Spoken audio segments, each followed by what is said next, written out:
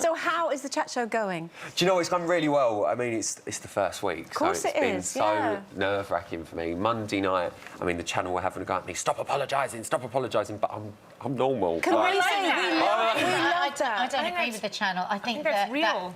Oh, no, I agree with the channel for legal reasons, and I love everyone.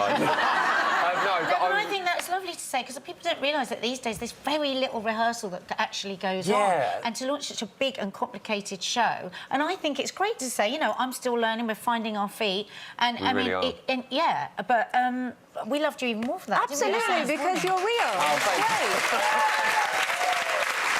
All good. It's just one of those things, you know, it's an absolute dream come true to be doing the jobs that I'm doing, especially as an X Factor reject. Do you know what I mean? Like, I should have been gone long ago. No, but I know exactly where I come from, so to be doing my own show is amazing. And yeah, this first week has very much been what works, it's got a what bed doesn't in, work. find its Can I just it's say like on the teeth. It's like the teeth. I just like to the teeth are beautiful, by the way. Thanks, That we were Team Rylan all the way. I know, Robbie and I honestly. I just like you to know that the loyalty is deep rooted. I know.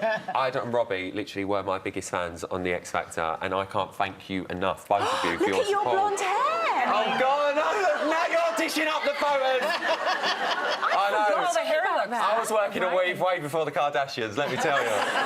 But yeah, so yeah, I do miss the lot. Wow. And now you're a married man. I am, yep, got married, I know. Thank you, yeah, been married, I think 6 months now. We got married, oh, yeah, there we all are. Got married in November last year, so... And you're already broody. I'm really I've been broody since I was about 12. Yeah, I love kids. I mean, I've got my gorgeous stepson Cameron, and Dan from his previous relationship. How old is he? He's 16. You've got a teenager. So I'm 27. I always laugh. There he is. I always laugh because there's sort of 10 years between me and Cameron and 10 years between me and Dan. Funny. So I say to Cameron, you can't get away with stuff because it weren't that long ago I was doing it. Yeah. So yeah, but I've just said to him, if you dare get a girl pregnant by the time I'm 30 and make me a step granddad, I will cut it off. I will cut it off. Don't do that at home, folks. No, don't. We don't condone it, but I'm telling him, Cameron, watch out. But seriously, Rylan, that is a big thing, taking on, a teenager, because they're in a very kind of vulnerable space, and you're coming into their lives and playing the... I don't mean playing the stepdad, but being the stepdad. Yeah, no, and I mean, how totally do you approach that? Do you know what? I approach it exactly like I approach everything else, whether it be work, personal, or anything, and that's just, I do it, and... I love him. Like, I get on so well with him. And do you enforce rules with them, or do you step back? Do you know, I'm sort of the other dad, if you like, I suppose, is quite easy to say. So, yeah, you know, if he ever plays up or whatever, I'll be like, don't do this, don't do that. But I know I did it, so I'm sort of a bit more lenient with him. But no, he's an amazing kid. He's so good. He's handsome. He's such a good-looking boy. I know so that picture of his I worry with the girls. I worry with the girls. Now, not only have you ticked the sort of getting your own chat show, you can now tick being a movie star. Oh, yeah. You're in AbFab. I'm in the AbFab film, Isn't that brilliant? I know. I've got something, go on, Trolley Dolly, Loving Life. The funny thing is, every time I've done something over the past sort of couple of months since it's come out, everyone's like, you're in the AbFab film. It's a very small part. Still, you're in AbFab. I'm the lead, I'm the lead. It's amazing. No, it's amazing. And, you know, Jennifer actually wrote me a part into the film. But I was on honeymoon and I was so devastated that I couldn't do it. Yeah. And then when I got back, she'd written me in another part with the lovely Rebel Wilson. Amazing. So Wow. yeah, it was great. She's lovely. The weirdest part of it all for me was sort of in the break and during filming. There was me, Jennifer, Joanna, and Rebel, and we were filming on an airfield. And there was just like a fire, and we were all just sitting there having a cup of tea, just talking about normal stuff. It's Patsy and Eddie, like they're in full character, and they're just like, oh yeah, like talking about the Brexit, and I'm like, this is happening.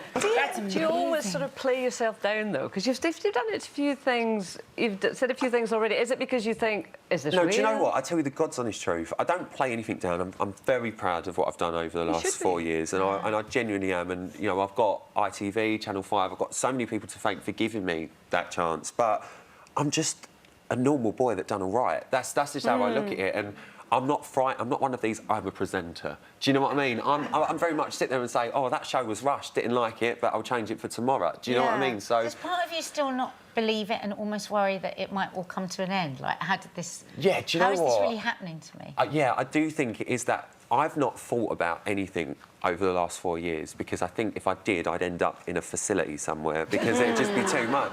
But I've just, believe it or not, been writing a book, and writing that, reading everything back is the first time I've looked, and it's frightening.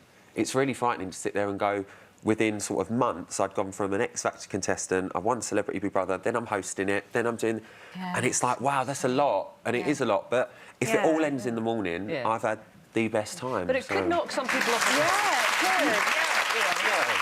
And you could find that really difficult to deal with, and we have seen other people that have kind of crashed. And if I'm being completely honest, I found it very difficult to deal with. You know, I love having my personal life, hence the reason why I didn't sell my wedding to a magazine or, you know, do any of that. I like having that personal. When I'm behind that door is firmly closed, and that's it. I'm off duty. And you were so open as well with the lovely Bev Callard about when she was talking about her depression. And, you know, all of us at some point have been in that dark place. So we could all empathise with what you were saying. Was it quite a relief for you to actually be so open about it? Because we don't associate Rylan with feeling No, of course. down. Rylan is a full-time job. Yeah, it really, being really Rylan. is. You're like John Malkovich. But no, it was very much taken out of context. But Beverly, we've all met, but she's one of the nicest women you could sit and talk to, and she was just being so honest. She literally put her heart on this morning's sofa and just spoke, and I couldn't help but say, I totally get it. You know, and that's not me sitting here saying I'm suffering from depression or someone suffering. It's me saying I so fully respect what you've just done, because it's so hard to sit there and talk about that. I have moments like that. We all do, especially in this industry. All the viewers, all the audience here, they've all dealt with something like that. So to sit there and not say what I said. Click here to watch more interviews with a whole range of famous faces, and click here to subscribe. It's free, so you'd be silly not to, really. When do you decide, Grace, or how do you decide what days you want to dress up? I tend to dress up when other people dress up. You know, like if you're going to get dressed up for, for a thing like this, you might put on something special. Or if you're going out in the evening and everybody is going to put on a nice dress, then that's when I'll put on a dress, It's like you do it to add to the jollity of the occasion.